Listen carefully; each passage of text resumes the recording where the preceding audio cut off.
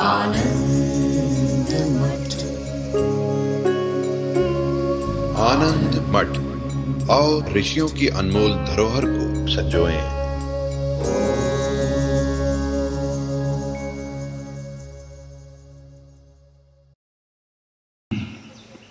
दूसरा प्रश्न था थकान से संबंधित।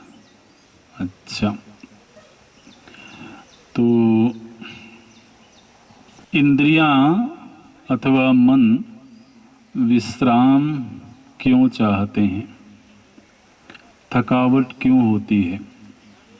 तो किसी कक्षा में ही हम लोगों ने ये चर्चा करी थी कि इंद्रिय का अर्थ है सामर्थ्य, शक्ति।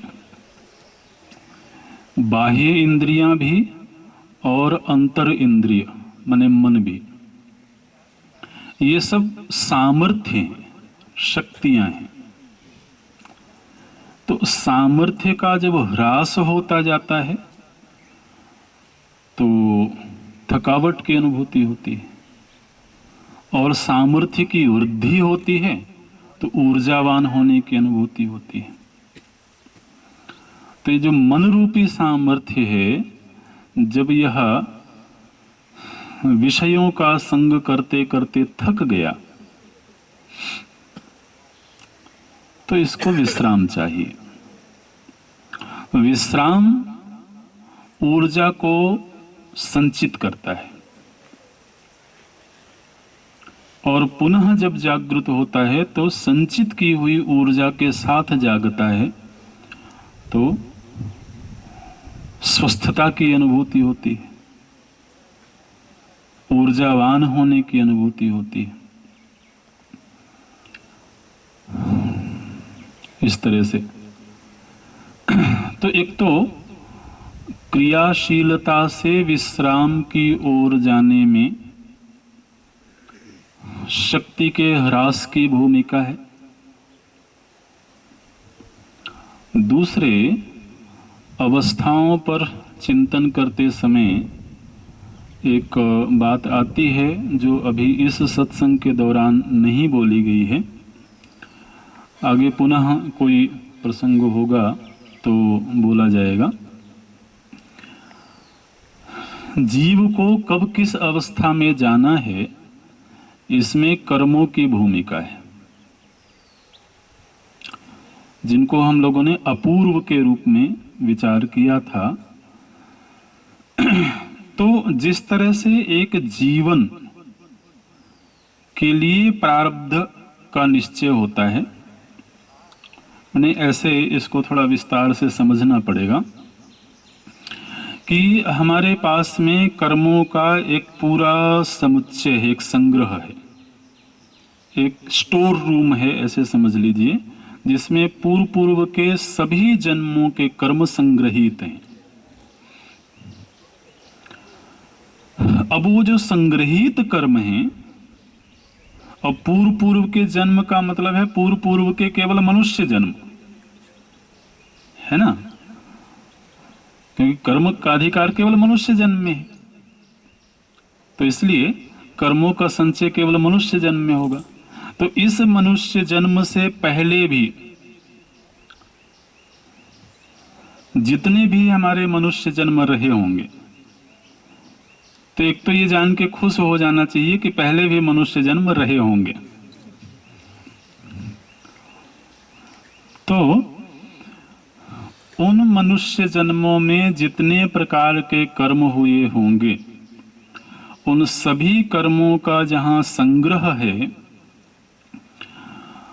संग्रहित कर्मों को बोला जाता है संचित कर्म। ठीक है, संचित कर्म का मतलब वो पूरी पोटली।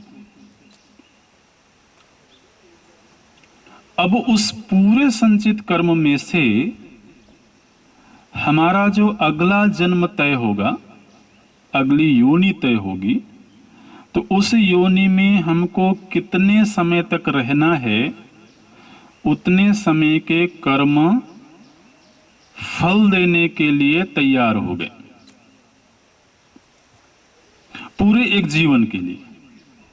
जैसे अभी हम जिस जीवन को जी रहे हैं, इस जीवन को हमें कितना जीना है इस शरीर में रह करके, जितने कर्म फल देने के लिए तैयार हो चुके होंगे।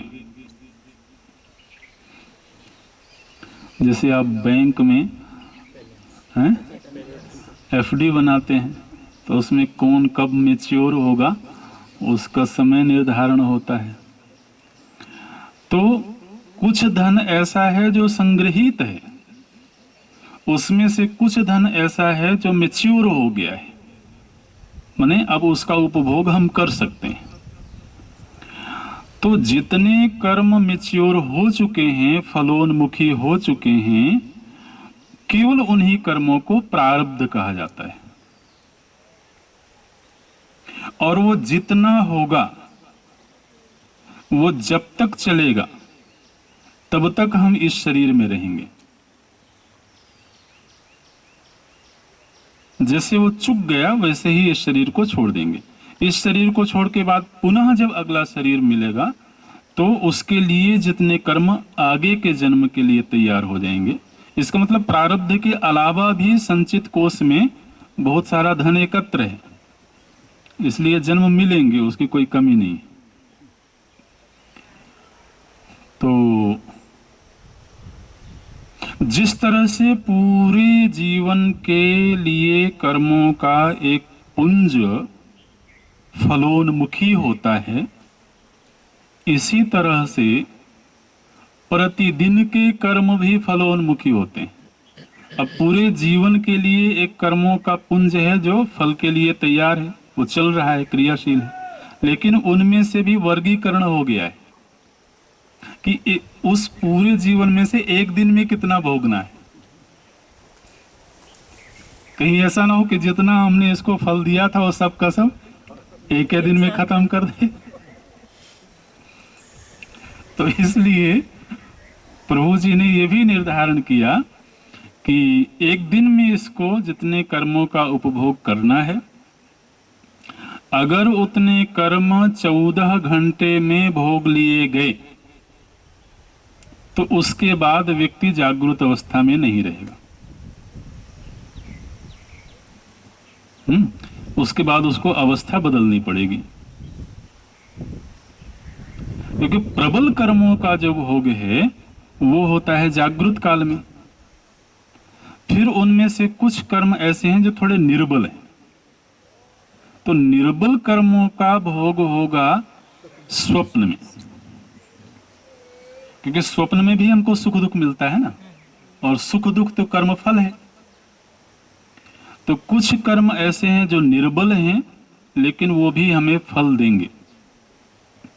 तो जागृत में फल देने वाले, एक दिन के जागृत काल में फल देने वाले जितने कर्म थे, जब वो चुक गए तब फिर जो निर्बल कर्म है वो सक्रिय हुए और वो हमको स्वप्न में लेकर के गए। और जब वो निर्बल कर्म भी चुक गए, अब आपको कोई फल मिलने वाला है नहीं, तो क्या करो? बोले अब विश्राम करो, कल वाले जब कर्म फिर आएंगे तब उठाएंगे तुमको। तो अगले दिन के जो कर्म हैं वही हमको जगाते हैं। किसने जगाया? कोई कर्म छोड़ने नहीं देते। ठीक है। अब यदि मान लीजिए कि अगले दिन के जो कर्म हैं वो 2 घंटे के विश्राम के बाद ही आके खड़े हो जाएं, तो फिर वो आपको मार के जगा देंगे। फिर आप बैठे रहो कमरे में, कुछ कुछ याद करके दुखी होते रहो, कुछ कुछ याद करके सुखी होते रहो, क्योंकि उनको सुख दुख देना है ना।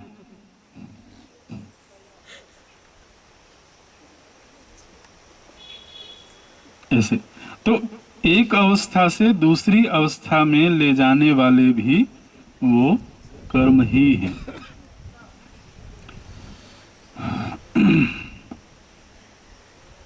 ठीक है। मैं एक कईयों को नींद आती नहीं, दवाइयाँ गोलियाँ लेते जाओ तो भी नींद नहीं आती है, ऐसी स्थिति क्यों? तो वही कर्म फल भोगना है। अब वो तो निश्चित हो गया इस चर्चा के दौरान ही। भाई अब संचय किया हुआ है तो वो बेचारा, अच्छा ये जो अपूर्व नाम की चीज है, ये कर्म नाम की चीज है, ये इतनी कमिटेड है, इतनी वफादार है कि जब तक वो अपना फल नहीं देगा वो आपको नहीं छोड़ेगा। कोई आदमी उतना वफादार नहीं होगा, लेकिन वो बहुत पक्का संगी है।